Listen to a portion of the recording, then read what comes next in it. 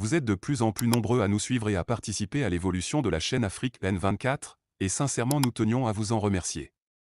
Nous lisons tous vos commentaires qui enrichissent le débat et vraiment nous vous demandons de nous soutenir, en aimant les vidéos pour une large diffusion, et pour continuer à avoir une ligne éditoriale indépendante, et vous proposer de nouvelles émissions toujours de plus en plus enrichissantes.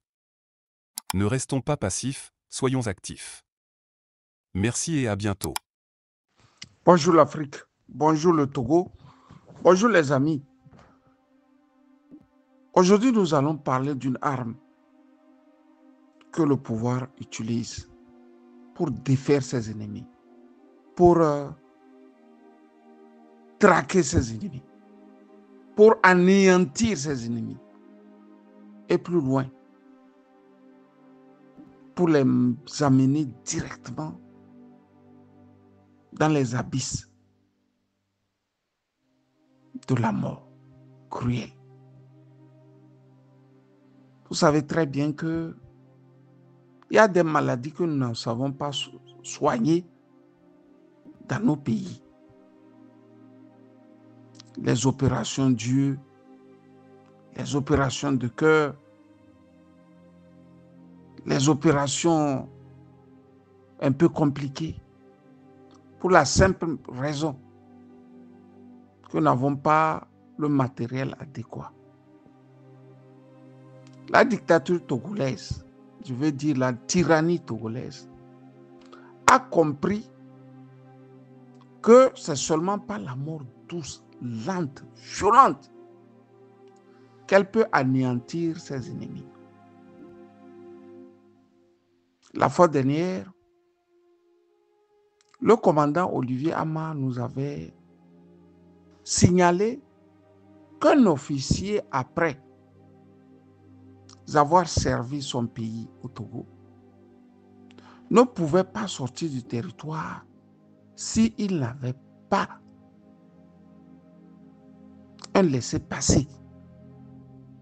C'était la première fois que je m'en rendais compte que s'il faut aller servir mon pays sous le maillot militaire, alors il me faut beaucoup réfléchir. D'autant plus que dans beaucoup de pays, le militaire peut exercer comme homme d'affaires, il peut exercer comme citoyen libre après qu'il ait servi son pays. On a vu les Paul Baril, qui étaient des officiers de la gendarmerie, de la DGSE française, devenir des commerçants d'armes et ayant pour domicile le pays appelé Togo. Je ne vois pas pourquoi, toutes les fois qu'on a servi le Togo, on devrait devenir esclave pour la simple raison qu'il y a une famille qui se croit plus puissante que toutes les familles que le bon Dieu a laissées au Togo. Je veux parler de la famille Nyasingbe. C'était pour dégraisser les amis. Je viens vous parler d'un torchon rouge que le pouvoir utilise contre ses ennemis, contre ses adversaires, contre ses opposants. Et toutes les fois qu'on traque les Togolais pour ce qui leur revient de droit, je me pose la question, pourquoi choisissent-ils le silence là où ils devraient crier haut et fort? Je veux parler du passeport togolais qu'on a toujours retiré aux Togolais après leur sortie de prison. Toutes les fois qu'on a sorti le Togolais de la prison, on lui a aussi retiré son passeport. Et le bénéficiaire en question du passeport, au sortir de la prison, devient si peureux, si craintif, qu'il pense qu'il doit sa survie seulement en gardant le silence. Les amis, l'heure est grave. Nous vivons dans une dictature immonde, cruelle, barbare, nauséabonde. Il y a quelques années, courant 2022, le professeur Aimé Gogué avait laissé un petit message à feu Dr Agboyomi, message dans lequel il disait: Gabriel, je ne sais pas qu'on a retiré le passeport de Brigitte. Est-ce vrai?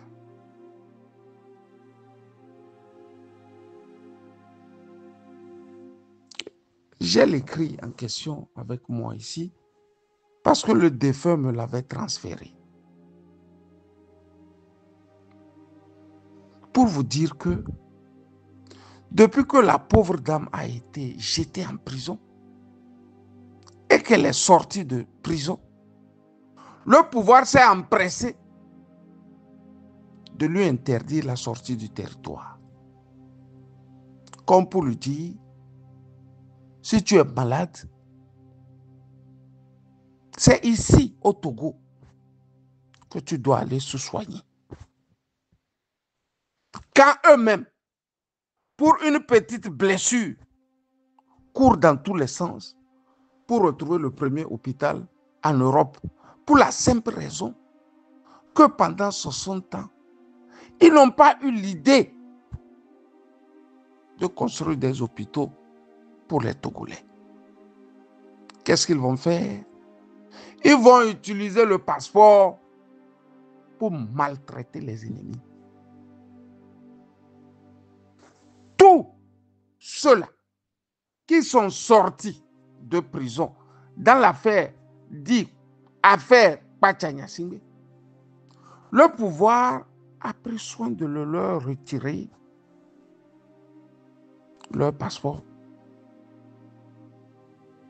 en les libérant. Il y a ce sésame qu'eux-mêmes ils ont gardé. Histoire de leur dire, toutes les bricoles sur le plan sanitaire que vous portez depuis nos sales prisons, vous devrez mourir au Togo avec ces bricoles. Parce que nous n'avons construit aucun hôpital digne, ne serait-ce que pour vous soigner dans des conditions un peu saines.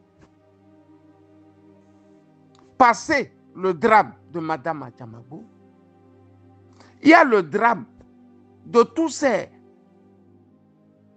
Togolais qu'on a arrêtés dans l'affaire Pachanyasingbe, Fort Nyasingbe.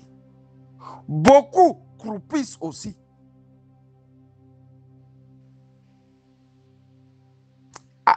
au Togo pour la simple raison qu'ils ne savent pas sortir du Togo pour aller se faire soigner. Et comme si cela ne suffisait pas sous nos yeux, ils ont arrêté un journaliste de plus de 69 ans, alors 70 ans. Je veux parler du journaliste de la Dépêche, le confrère Mawane Wessé Apollinaire. Depuis sa sortie, le vieux est devenu silencieux comme une carpe. Il a peur de tout, de son ombre. Et pourtant, son tort est d'avoir écrit un article de presse. Passeport retiré et menacé permanemment de rester chez lui, faute d'être désormais encore dans les mains du tyran. Les amis, l'heure est grave. Je veux dire aux uns et aux autres que le silence n'a jamais payé. Je veux dire à Madame Brigitte Kafui Adjamagbo qu'un bon politique, au-delà des brimades, des humiliations, ne doit aucunement se taire. Le passeport est un droit constitutionnel. Notre constitution dit à chaque Togolais qu'il a droit à ce sésame. Même s'ils ne vont pas vous le donner, il ne vous appartient pas aussi de vous taire. Parce que si vous vous taisez là, qui va sauver le petit Togolais du champ, du village, du bourg, du hameau? Qui va le faire? Je veux dire à mes confrères à qui on retire ce sésame brutalement, à la manière même du pouvoir togolais, cruel. Au même moment qu'ils sont en train de retirer les passeports aux gens, ils sont en train de remettre les passeports aux femmes des officiers, aux officiers et à leurs enfants pour se faire soigner en Europe. Je vous ai dit ici que l'ambassadeur Sagbo avait un problème. Son problème n'était plus de jouer son rôle d'ambassadeur. Son problème était d'aller chercher à la gare, à l'aéroport, les enfants des officiers, les femmes des officiers, pour voir comment faire afin qu'ils puissent se soigner en Europe. Au même moment, ils sont en train de tuer à petit feu d'autres Togolais.